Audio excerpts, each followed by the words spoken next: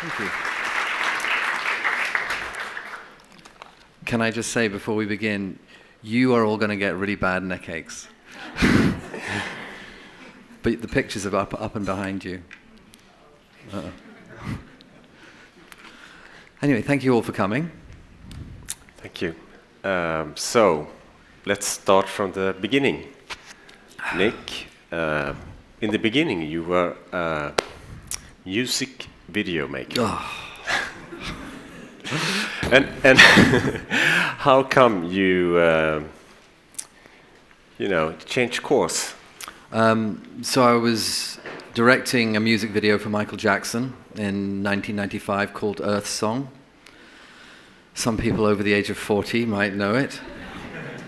And we were shooting in Tanzania. And I fell in love with the place, the animals, the natural world, like so many people do.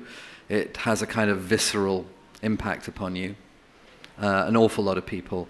And I'd always been frustrated that I couldn't express my love of animals and the natural world in film, in a serious fictional story. And I realized that there was a way to express my feelings through photography. So animals was my first love, and photography was just merely the medium. And I'd always seen animals as sentient creatures that are not so different from us, and that nobody was taking photographs of animals like people take photographs of people. And I thought I could.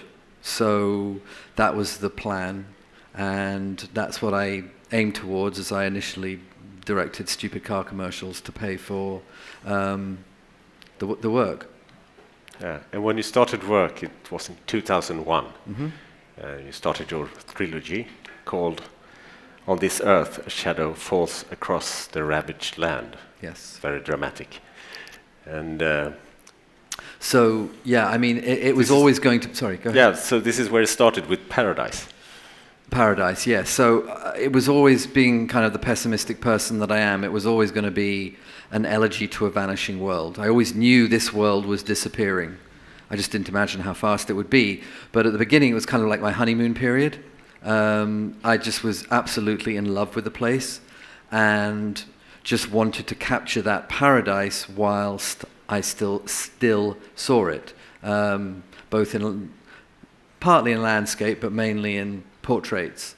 And to, as I say, take photographs of animals like others would take photographs of humans as sentient creatures not so different from us. But of course, with people, you can direct them, and animals you can't. So I've always had to wait for these moments where the animals grace me with the moment where they look like they are posing. And here in a shot like this, I could probably have spent another 30 years waiting for a moment where cheetahs would choreograph so perfectly into those positions. How long did you wait? 1 minute. There's always these other shots where I talk about, it was 3 weeks. This was actually first frame, first morning, first sunrise, with BBC Big Cat Diary approaching like the Nazi tanks over the horizon, and me just go, I've got to get this shot really, really quickly, and that was it before, She was actually an amazing cheetah. She was so relaxed that in subsequent trips, she actually would jump on the roof of the vehicle and come over and lick my face.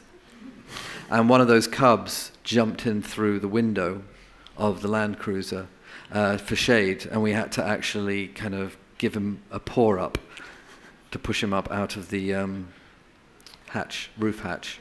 But the next portrait you had to wait a little longer, right? This was 17. God, your memory is so good. Amazing. This was 17 days. So just as, there's somebody whose face you find absolutely compelling and you have to, as a photographer, take their portrait. So it was with, for me, with animals. And this particular lion, I just thought he was glorious looking. But for 17 days, all he did was sleep. And as I must have spent, if I ever actually want to count up the number of months of my life that I have spent admittedly binge watching seasons of The Sopranos or Breaking Bad whilst waiting for lions to wake up in my Land Cruiser. I did get through all 7 seasons of Sopranos with one group of lions. Which incidentally is kind of what you want to do when you're out in the wild for months at a time. Something really urban like The Sopranos does actually work as a very good antidote. But I'm off on a tangent. Sorry. Yeah. So yes, sorry. But as you're shooting on film, yes, you're not shooting, digital. No. So when he wakes up, you got so to be alert. Yeah, and this kind of effect of focus, people say, oh, you did it in Photoshop, but it's not. It's actually as shot on film, for those of you who might be interested in that. So again, it's waiting for that moment when they present themselves for their portrait. There's the gorilla. Again, most of the time gorillas just are chewing wild celery whilst waist deep in it in bright sunlight. And I always like photographing animals in cloud because it just has this sort of more timeless sensibility than sunlight. I want these photographs to feel like these animals no longer exist. And shooting in black and white better conveys that than color. And shooting in cloud better conveys that. There's something too harsh and modern about strong shadows than just soft light, which of course is what you also get in a photograph like this one. Yeah. So who is this? As you say, they are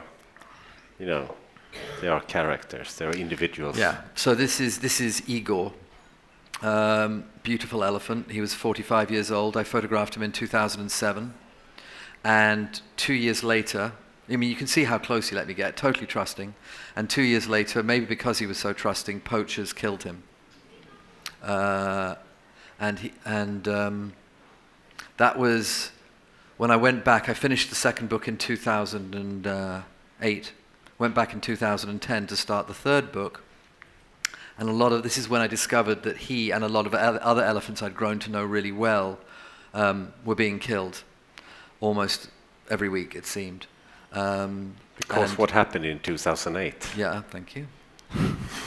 In 2008, CITES, the Convention for International Trade in Endangered Species, made this absolutely abysmal, disastrous, stupid decision to allow a one-time sell-off of ivory, which, unsurprisingly, basically opened the floodgates for all illegal ivory to also be sold because it could be given fake documentation that appeared to make it legal when actually, of course, it was illegal. And so an apocalypse of destruction began across Africa, where it is at the point where it's one elephant killed every 15 minutes, where 30,000, maybe estimates as much as 50,000 elephants a year are killed in Africa. And there's only a population of 350,000 left from 27 million, a century or so ago. And so, yes, go on. Because of that, you changed focus. Yes, and I started going, okay, well, so this is Mariana, beautiful matriarch, who's leading her herd across the plains. Every year I'd go back and try and get the quintessential line of elephants crossing the plains, and I could never quite get it. And I kept trying and failing, and the idea is that you fail, but you fail better. So this was my best attempt at failing better. And then I found out when I came back that she'd been killed the previous year, which motivated this, which is a deliberate echo of the previous photograph, obviously. And those people will think that's all Photoshop, and it irritates the hell out of me. It's obviously there, well, not obviously, but those are 23 ranges of Big Life Foundation, the foundation I started, which we'll talk about later. And they're holding the tusks of elephants killed at the hands of man. Those tusks at the front, there's probably no elephant left alive on the planet certainly, well, yeah, on the planet, that has tusks that size, and possibly at this rate never will again. And those tusks in China would probably bring something like $500,000 today. These are the same. These are the same tusks, which are obviously the cover of the last book, Across the Ravaged Land. So there was a very much a progression through the trilogy, as implied by the title, beginning in paradise, going through to that. And still, as this was happening, you still felt that there was an even more important question that was even more important for the survival of the giant animals, the megafauna. Yeah. What's the next slide? Yeah, okay. Oh, well, we might as well just go straight to that. Yeah, so I didn't take that.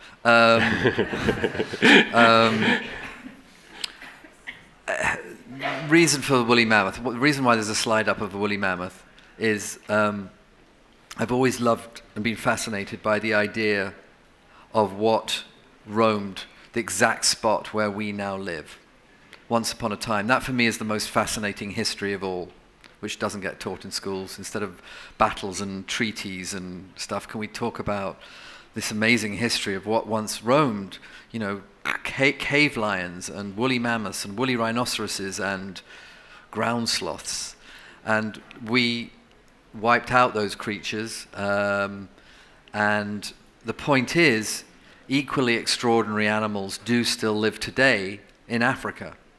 And there's still time to do something about them. People say, oh, why didn't you... Well, actually, has everybody here seen the exhibition downstairs, or have some people not seen it? So everybody's seen it? Who said no? There's still time. So catering to the majority here, people will say, well, why didn't you photograph the same idea in America or in Europe? And the point is because that would merely be historical observation of something that has already gone. These animals, these extraordinary animals, do still remain in Africa, and so that's why I wanted to make this series that was a call to action to try and save this extraordinary unique natural resource. It sounds a very dry way of talking about it, natural resource that Africa has. So basically I had the idea, I went back through all my old contact sheets, because I shoot on film, and we haven't talked about that, I guess. I shoot on film, and went back through all my old contact sheets and found photographs that I'd basically rejected. So they never made it, they never got published, they never got released, but might actually have a fantastic new life if I blew them up to life size and placed them in these environments where the animals used to roam but no longer do.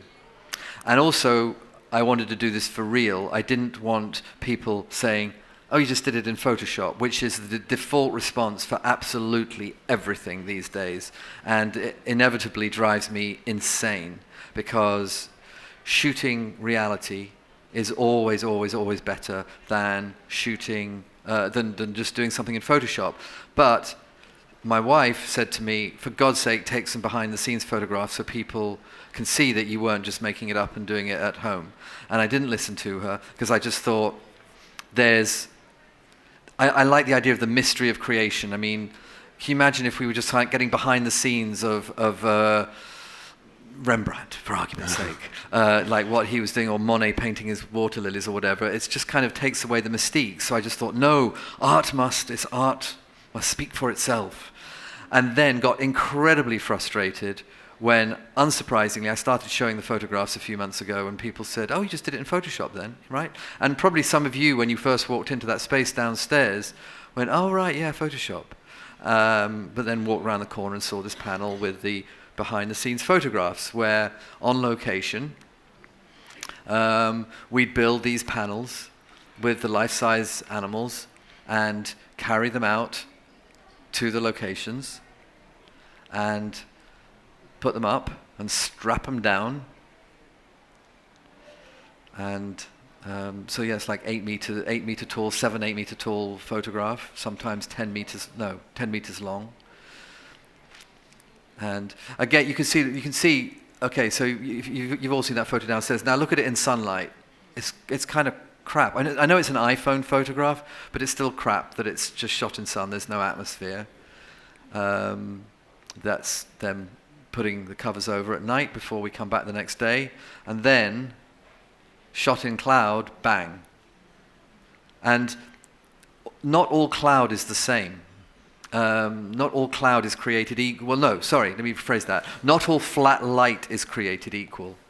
In that, on my contact sheets, I've got frames where I was only shooting in cloud, and they're kind of boring. And there's something about this particular one where it's not just about, oh, it's got a fantastic, dark, stormy, apocalyptic sky. It's how it changes the light on the ground. And you look at the contact sheets and you can see this difference, and it's just, I can't put my finger on it, but I'd like to think one of the reasons is it's the way the light interacts with the film negative. Yeah. So, well, the issue now is not poaching, but population growth and urbanization. Yeah. So how did you choose these locations? So I could have shot absolutely anywhere in East Africa because the animals used to roam everywhere. This is the most apocalyptic scenario of all. It's a giant dump site in a place called Nakuru in central Kenya. And the people live, the people you see in the photograph live on the edges of the dump site. And when the garbage trucks roll up, they're literally there with the pigs and goats foraging through the garbage for rotting food that they eat right there, such is the level of poverty. And it's really important to me that I hope people understand from this series of photographs that it's not just the animals that are victims of environmental devastation, but also the human beings. How did you fare? I mean, only working there for a couple of days. Well, we worked there about 10 days, yeah. I mean, of my 17 crew, 14 fell sick with chest infections, nosebleeds, lung infections. I was one of the 3 that didn't. But of those 4, that gives you an idea. We went back to comfortable hotels and then got on with our comfortable lives. Those people are there for their lives, in that kind of toxic environment. So it's really hard life, and so everybody's kind of a victim. Just purely practically speaking, you can see that we went to lengths to line up the horizon to make it feel like this elephant, whose name was Little Male, who was actually speared in the head in 2008 and survived. I wanted to feel like he's walking across the former savannah, so we always went to great lengths to line up the horizon, which meant building up all the ground to lift up the panel until everything lined up. And then there's another shot at the dump site of this river of garbage. And here's a classic example where people will think, oh, well, you just did that in Photoshop. There's no way that lined up. And it did. Totally. It took months to find. Those rhinos were actually shot about 10 kilometers away. But it is absolutely for real. And you said they used to live 10 kilometers away because urbanization is that quickly. It's that quick. No, actually, they are in a fenced park called Nakuru National Park, where even those may have been poached. Those 2 rhinos, even in a fenced park, people got in. But yeah, such is the speed of urbanization. I mean, yeah, it's. Just look at the next one. I think you have. No, okay. So this is, this is the kids' playground. Yeah. This is their lives so the cheetahs and the kids are sort of looking equally lost where to turn. Don't know what's next. Oh yeah. Matthias, I think you wanted to say. Yeah. Something. So this is. Tell us about this place. They're obviously building something. Although some people might actually think that's a town in disintegration, and actually it's going up. And only a couple of years earlier, that had been savanna with zebras and impala and gazelle wandering through, but now is growing so fast that I actually scouted it 3 weeks earlier and had to ask them to move their construction around the backside because it was just changing so fast for when I came back to shoot. And that's Craig. That's my favorite elephant. If you were at the second exhibition last year, the elephant as you walked in, standing on the bare earth, that's him again. So that's that's an example. That was a photograph. I already had another photograph of him, 2 photographs of him in the previous work, so it didn't feel like I could use another one, but it had a life here because for me, I liked the way it felt like he's walking down the road. The buildings have grown up around him. So when you came to these places with your giant frames, some of them 10 meters, how did people react? How did those people, people living there, what did they say? Kind of had their own lives to get on with. They just got much more serious shit to deal with in their own lives. And I was just this crazy white guy building this giant panel of an elephant on a dump site, and just they've got their own stuff that's way more important.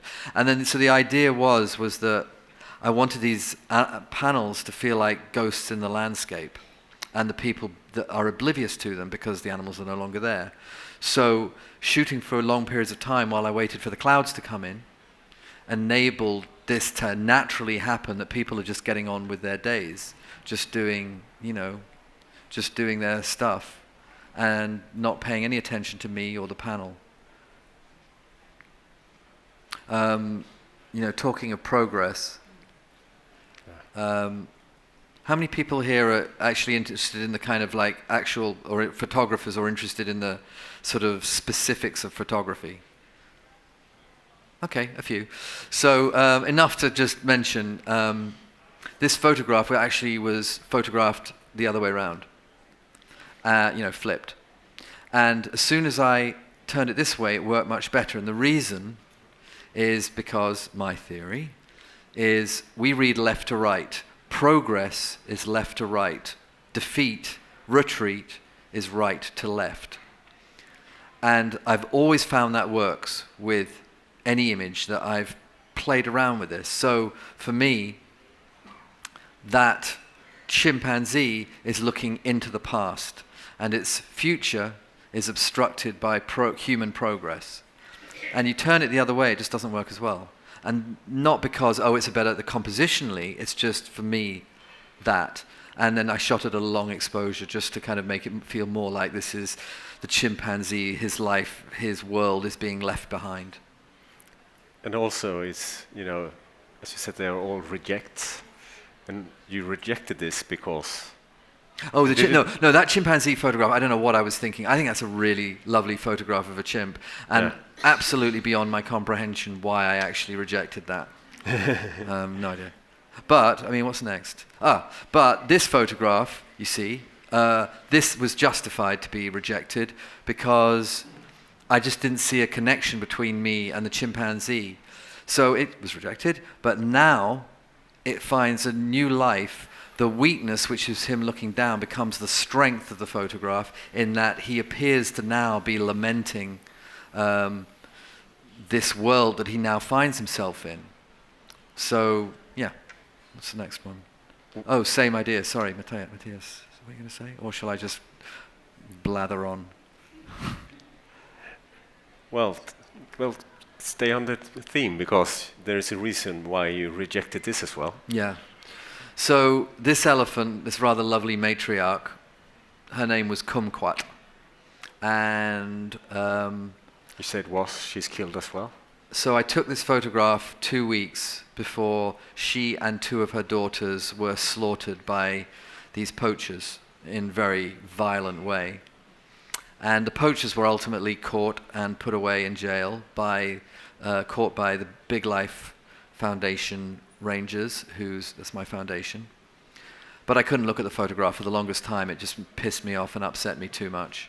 And then when I did come back to it, I remembered why it was ultimately a reject, which is the baby, his head is hidden behind the mother's body. And so this gets back to the way you photograph people and the way you photograph animals. If you're photographing, you were taking a group portrait, and one of the people in the group had their heads hidden, you'd reject it and you take another photograph and until everybody's heads are in. Well, it's the same for me with elephants. So it was rejected, but then printed life-size and placed between these two gargantuan trucks, the frightened baby elephant, that weakness of being hidden becomes a strength as he appears to be hiding from those trucks in fear. And this is the same principle. So an unremarkable photograph, in my opinion, of a giraffe looking out across the savannah. No engagement, perfectly benign, not particularly great photograph, but now placed in this new setting, it suddenly appears to be morning. There's hopefully, I hope you get a kind of an emotional impact from the feeling that it's looking out at this devastation and lamenting the loss of its world. Plus, of course, you have those War of the Worlds like cranes echoing the shape of the neck. I thought it, brought some comic relief, some irony and humor in all of this bleakness. Yeah, I mean, I never saw it as funny. No, but it is kind of funny if you just forget about everything else. Yeah, I mean, I was just. This is the thing, I was just completely surprised. I always expected to have one crane there, but I never expected three to show up. And this is again the beauty of shooting on location. Just surprising things happen. Here's the other one at the quarry with this, what I thought was just kind of a wildlife photo of a lion. But in the setting, it's kind of the Lion King looking out across at, again, this devastation. And again, so if I'd just gone to Africa and shot the backgrounds and then thought, okay, when I get back home, I'm just going to drop the animals in Photoshop, something like this would never have happened. I wouldn't have been able to see right there and then the interaction between the rhino and this guy that sort of seems to be maybe mourning, seems to be maybe praying. I don't care what whichever you think, it really doesn't bother me. But being able to have that all there, I was able to respond to that, which it always gets back to doing everything on location. And 15 years ago, we wouldn't even be having this conversation. It would just automatically, we'd all know this was the only way to do it. How long's Photoshop been around? Maybe, 20 years. 20 years ago. So, just like, I don't know how many of you remember Herzog's movie Fitzcarraldo, where they drag the giant ship up over the hill in the Amazon. And that would never have been as powerful and as effective if it had just been done in CG. It's just much better shot for real. And I guess the actors would have preferred it in CGI. Those actors, yeah. Have you seen the movie about the making of Fitzcarraldo? Yeah. Okay. Anyway, how long time did how long time did this all take, the project? So 2 years, but actually the photography was only 4 months, and most of that was waiting for clouds. I mean, clouds like this are really kind of, I mean, just that line, the diagonal of the rail line and then the diagonal of the clouds. By the way, this train actually hit the panel. I was hoping a train would come, but then I didn't expect it to actually smash into the panel.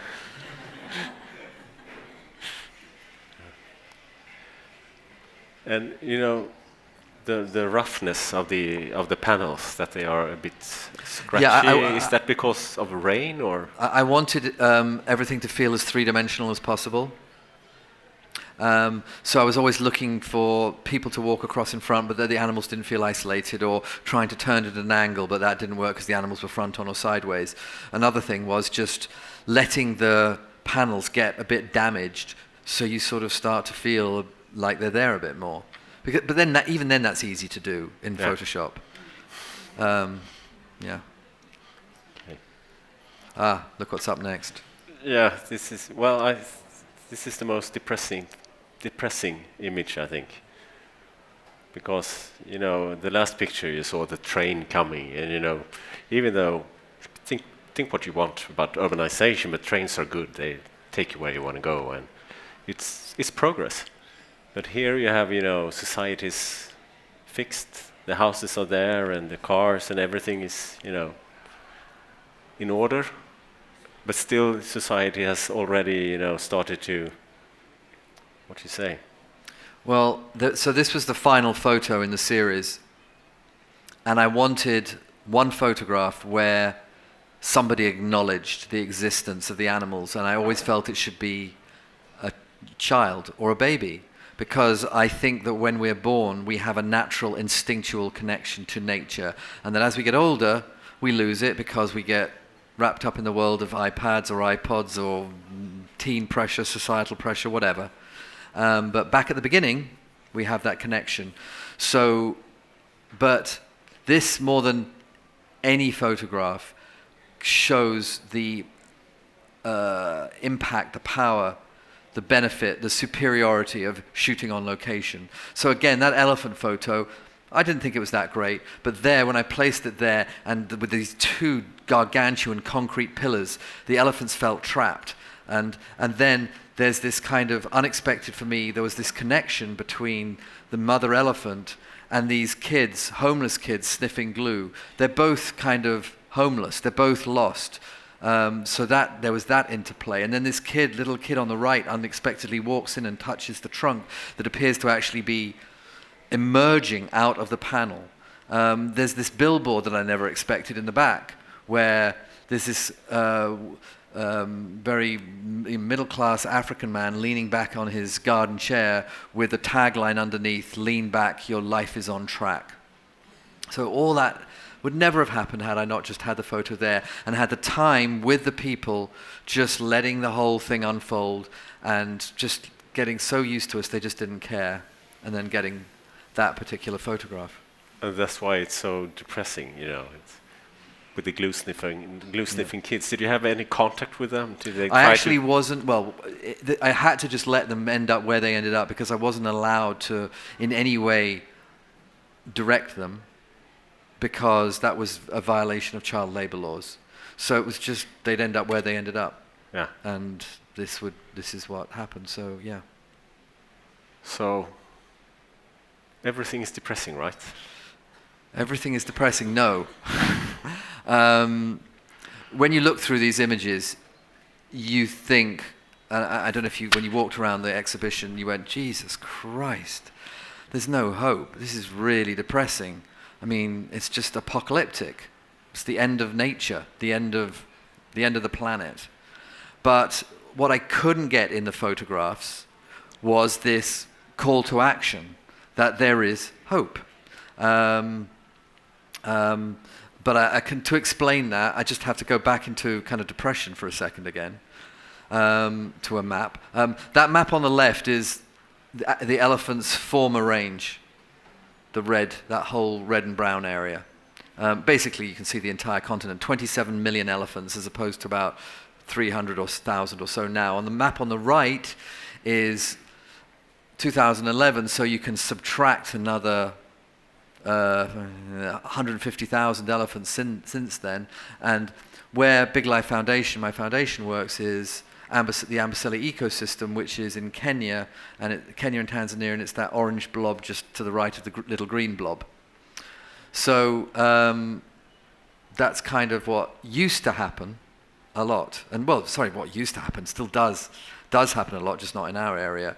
It's incredibly, incredibly easy to kill an elephant. All you need to do is put down a poisoned watermelon, and then just the elephant will come up and eat it, and then you just follow it, and then it dies a slow, painful death. It falls to the ground, and then you can come in with your chainsaw, and you can saw off its face while it's still conscious and get to its tusks. And that's what's happening all over the continent today to elephants and rhinos and other animals. So at the end, so when I went back in 2010 to start the last book in the trilogy, I was seeing all these elephants being killed and in this ecosystem, and felt that something needed to be done. Poachers were coming across from Tanzania into Kenya and just killing killing elephants and just going back over the border, and nobody was there to catch them. And if you see that Amboseli National Park, that's only about 40,000 hectares. It's tiny. And the elephants don't conveniently stay. When governments set up these national parks, they could never have imagined just how much people would expand. So the elephants and all the other animals they spend only a minority of their time in the national park where there are rangers. The vast majority of the time they're out in all that green area where it's humans living their lives. And so the elephants are immediately vulnerable, and all the other animals, I keep forgetting, are immediately vulnerable to being killed. And that's what was happening. And so we started Big Life, me and my wonderful conservationist partner in Kenya, Richard Bonham. And over the course of 5 years, built to this, which is this was actually 2013. There are now 41 outposts across 800,000 hectares. There was the first NGO to have coordinated anti-poaching across borders. And in those 5 years since we began, we've reduced the poaching to basically zero. And that's with the support of just, mainly people like you. And here are some of the rangers, but there are 300 or so of them, and I don't have a photograph of 300 or so of them, so you're going to have to look at that instead. Which is really bad Photoshop. I couldn't figure out how to kind of make those connect. But this is about poaching and stopping poaching, right. And the other issue. No, but hold on, because what I want to say is, I don't know how many people are in this room, but I mean, probably 250. So if we've got 300 or so rangers in Kenya and Tanzania protecting 800,000 hectares. Okay, so now we're going to send out all of you into 800,000 hectares, and you're going to successfully protect all the wildlife. Off you go. Good luck.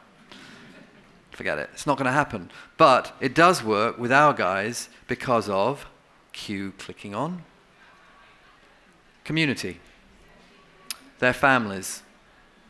So every ranger obviously has a family, and for those families, their uncle, their brother, their son, their father is a ranger who they're really proud of.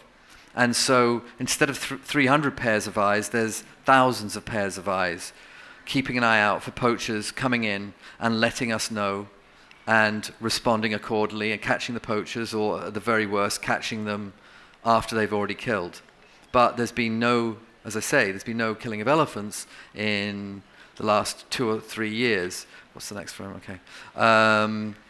But, as Matthias was going to say, there's a much bigger problem. Yeah, now. There was the problem that you brought up with this exhibition that we have seen today. I mean, right. Population growth and yeah. So the I question actually of humans being in everywhere. Yeah, I didn't realize I'm a pessimist. I still want to do something. I still want to make a difference. But I never imagined how much more complicated it was than just the killing of animals for animal parts for the Far East and everywhere else. It's not just the Far East mainly, but it's America, it's France, it's Germany, it's where, it's much more complex than that. It's about the sheer number of us. We think of Africa, as some of us do, as this kind of land of this romantic Africa. I mean, have you noticed how people will talk about, when you talk about South America, you talk about the specific countries. You talk about Brazil or Argentina. You talk about Europe, you talk about France or Germany. And yet a lot of people default when they talk about countries, it just becomes Africa. And it's this kind of romantic mythologizing of an entire continent. And it's kind of antiquated. It's a thriving place. And it's also got something that we don't have in Europe, which is a extremely fast-growing population. And the idea that there's all these like areas of wilderness is just going so fast. It's untrue. So, I mean, just for example, today I was just talking to a safari guide in Ethiopia because I thought, I've never been to Ethiopia. I'd like to see these strange monkeys there, and to go on my Christmas holiday. And he said, yeah, there's a 100-meter band left inside the national park where the monkeys still are. The rest is all just farmland that's gone right through into the park, right up to this 100 meters remaining for these monkeys. And I just thought, wow, that's like northern Ethiopia, right up next to Eritrea.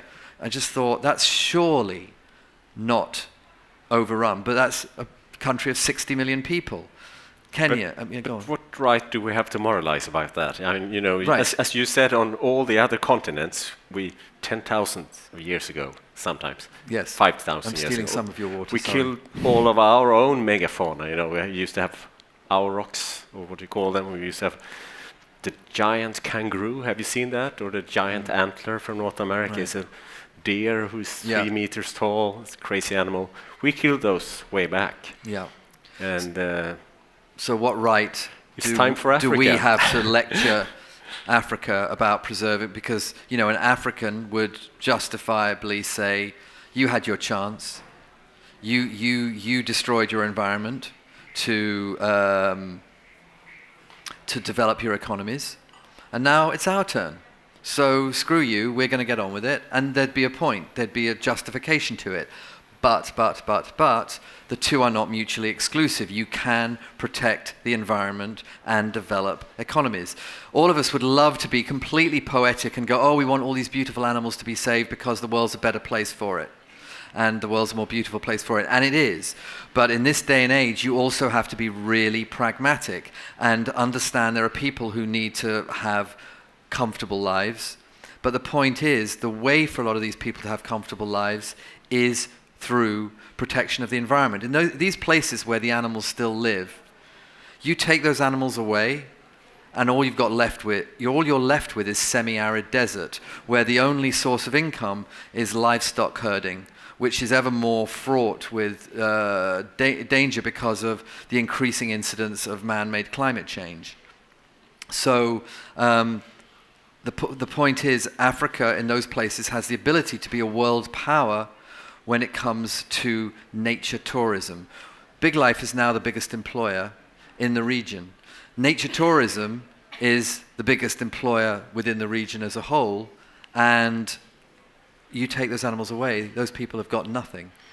So you have an example in where you have mentioned how much money one live elephant could bring in during its lifetime. Yeah, so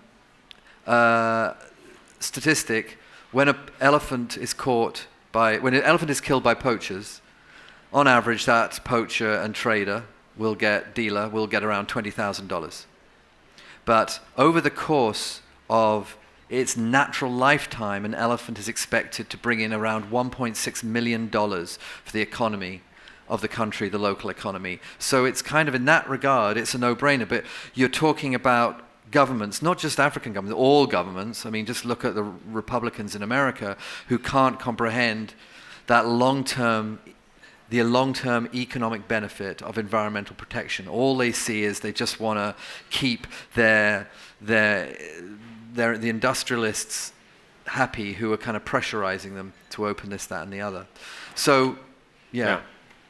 So we've kind of gone in our area beyond poaching. This is our area again, like a couple of decades ago. There's Amboseli National Park. Satellite image? It's Google thingy. Okay. Yeah. And there's Amboseli, and there's the Kenya-Tanzania border, and everything's kind of groovy 20, 30 years ago. And now along comes farmland. And that's where it is right now. And for example, over on the top right, those little kind of alleyways, they're about 1 kilometer wide. Those are critical wildlife corridors for the animals to continue to migrate and survive. We're talking about 1 kilometer between, it's like an artery being closed off with plaque. So so there's the farmland. Now what happens? Elephants start crop raiding. And all those X's are where elephants raid the farmers' crops. Now, if you're a farmer, a poor farmer, and your livelihood is completely affected by, in one night, by an elephant coming in and trying to raid your crops, you too would be tempted to pick up a spear and throw it. And that's what's now happening. We're not losing animals to poaching, we're losing a lot of animals to human-wildlife conflict. We've lost 10 elephants so far this year, for example. And there isn't a way, a really, really simple way to fix it. And it's, because basically what happens is, here are all the raided crops, and this is the result: dead elephants. So there is one solution. It's not as sexy and kind of adventurous as the good guys in green catching the bad guys. It's much more. You'll see. It's basically that blue dotted line. Those blue lines are fences that we need to put up. This, unfortunately, but critically, is the future of the protection of wildlife in Africa. If you want to go to Africa and see wildlife, that's what's got to happen. And it's a line of protection that is a literal transformational lifesaver. All the orange and yellow dots are the big life outposts. And if we don't put up that critical line of protection, we've got a huge, huge, huge problem on our hands. And I've just started in the last few weeks kind of talking about this. And I spoke just a couple of nights ago to a group of a few people in the exhibition downstairs, and one incredibly generous donor offered $10,000. Didn't offer, he gave it. $10,000 to build the first kilometer of fence. Because it's first 40 kilometers, $400,000. And so we can need to build this fence link by link. And it will be totally transformational. But like I said, it's not as sexy as rangers all kind of gallivanting around. But this is the future. Yeah. And but there must be a political side as well, to win the hearts and minds, and But everybody, everybody is completely supportive. The community are desperate for it. Why wouldn't you be? You're a farmer. You don't want to see your crops raided anymore. Yeah. And it's basically a win-win for everybody. It's not like you're ever going to even see the fence. You're just going to see the results of the fence, which is all these animals. So that's our goal, and that's what we're trying to raise money for, which of course means I'm inevitably coming towards the close of this talk, badgering you, if you know what I mean, harassing you to donate. Last year, Fotografiska put out a donation box for Big Life. And over the course of the 3 months, by the time we got to the end of the exhibition, there was over $50,000 in that box in cash and in coins and notes. And that was enough to buy a new Land Cruiser for the Rangers. And that was incredible. And that was just, people just dropping in cash. So stuff can be done, and it is much, much, much, much better to be angry and active than angry and passive. And whether that's your choice of donating or something else that moves you more, we can all, it sounds so corny, it sounds so cliched, but we can all do something. We can all make the planet a better place. Like in the Michael Jackson song. Oh. I had to do it. I'm so sorry. Anyway, do you have any questions? There is a microphone. We have a question over there. I'm so sorry. Hi. I was teasing back. I think that communication is such an important part for being able to make a big change here, and your photography is fantastic. It's you do more than photography, obviously, but it's such a great medium for being able to reach so many people. But do you have any aspirations for any other ventures to reach more people, like maybe in schools, to affect long-term changes? I mean, I think that's a very good question.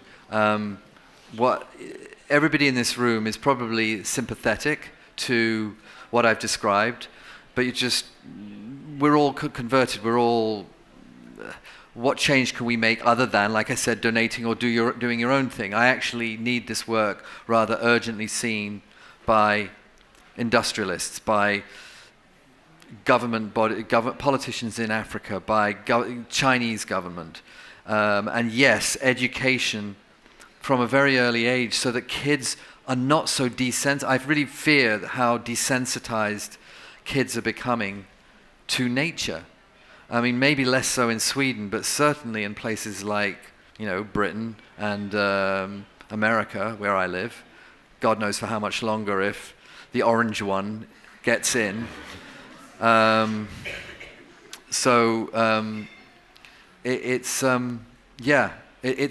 really don't. I don't know how much difference my photography makes. It's just like an incremental cog in the wheel, and then there's lots of us all doing something. But even just the access to donors who give money to then protect an entire ecosystem, it's worthwhile. But yeah, it's so multifaceted. There's so much to do, but there are so many. There's basically an apocalypse of destruction all across Kenya, all across Africa right now, and there are only so many places that one can choose to save. And we chose this particular. No photos, by the way. We chose this one particular area because we felt we could do something here. We had the support of the government, the support of the local community, and the support of. We had nature tourism in place. And there are other places where entire ecosystems, entire populations are going to be annihilated. And there's just nothing we can do about it, but we can fight. Just like climate change, we can fight to mitigate the worst of it. We can't just give up and be pessimistic.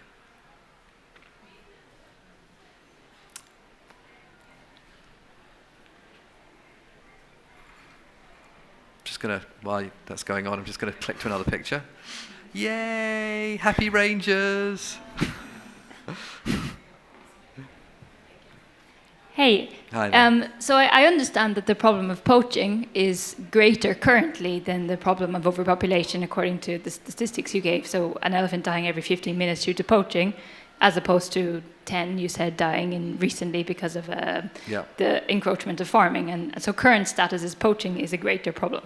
Well, poaching status is a greater problem across Africa. In our particular area, every area is different. So if you go up to like northern Kenya, and it's people like Kony's God's Liberation Army and Al-Shabaab coming down and gunning down entire herds of elephants to use the ivory to fund their wars.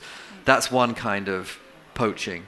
Then there's another kind which is more localized, or there's other kind which is completely, basically sanctioned by government, like a place called the Selous in Tanzania, where it's gone from 60,000 elephants in 10 years to, it was 13,000 estimated last year. And that can only happen with the government basically turning a blind eye. And then there's our area where we've taken care of it, and now it's the human-wildlife conflict. But sorry, to let you ask your question. No, just linked to that, and it's not a doubt that it's important, of course, to work and continue the good work on the conservationist side, but that seems a little bit that we're treating the symptoms in a way. So I wonder if you could share the information you have about what we're treating on the root cause, for example, the Far East trade, what's happening in China, about the demand. Yeah. And for example, has your exhibition been shown in China, for example? Yeah, I'd love it to be shown.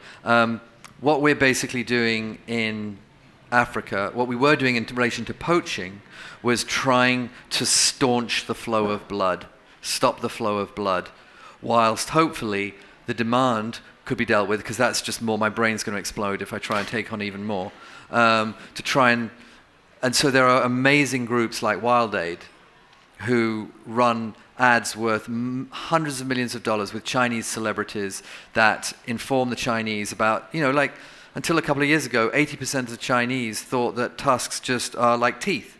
They fall out, and then some nice little chap comes around and picks them up and ships them off to China, where they get turned into chopsticks. Or whatever. So it all has to be done in conjunction, and we're just one part of all that. Does that answer your question? Okay. So your exhibition has not been shown in any Chinese museums? No, it hasn't been, but hopefully if Fotografiska begins to sort of assert global domination, as we hope, then a museum will open in Shanghai and the work will be seen there. But hopefully in time, while these animals still exist, and it's not just historical observation of the animals that once lived there rather than the animals that still do. Yes, there's somebody over there.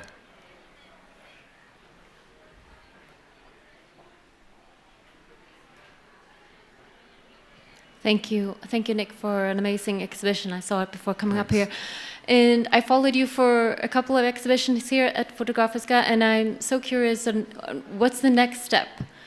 It seems like there's an ongoing narrative, and what is, I'm sure you have I have a next idea. I do have a next idea. I was supposed to take some time off, and then I just felt I'm still not making enough of a difference with this new body of work, even though it's only been out a few months. I've only 3 people know about it, and it might not work. So I have to just do tests, and then I'll be shooting in the winter, if that works, for 4 months or so. But yeah, it is my lifelong mission to keep showing man's destruction of the natural world and hopefully trying to slow it down and stop it in certain ways. Just do what I can. Thank you very much for doing this and being here. And hold on. Yes, that's what you get. Just a final prod to hopefully kind of, donate. There's the box downstairs if you just want to put a little bit in, or you can go to biglife.org and donate a small amount or a medium amount or a large amount. But whatever it is, I will hugely appreciate it. So thank you. Yes. And good luck with the fence. Thank you. Thanks, Matthias. Thank you.